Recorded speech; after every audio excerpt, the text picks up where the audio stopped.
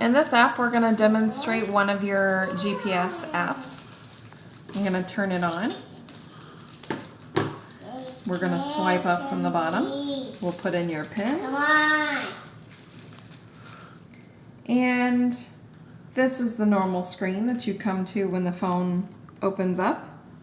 We're going to swipe once to the right. And we're opening up your GPS. You've got two GPS apps. You've got Waze and you've got Maps. Maps is from Google and it's very accurate. Waze is they've now been bought by Google and it is also very accurate. I prefer Waze. Michael prefers Maps. So it's whatever you prefer. We're going to click on Waze. I set your home to your home address. If you were going to go to Publix, you've got a Publix right around the corner, but and I've also got a Publix right around the corner, but we're just going to use that for an example. We're going to click search. You're going to type in Publix in the search bar. Publix. And it comes up with all your local Publixes. So you've got a bunch that you can handle or that you can go to. I'm going to click on the one that's closest to me. That's Publix at Buffalo Road. And so you just tell them that's where you want to go. So you click go. Let's go.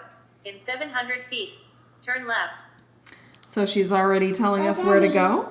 You're going to click go now. Daddy, you hold it. We're doing a video. Turn on. 1 minute. Stop. So you can see by the screen here, this is where we are.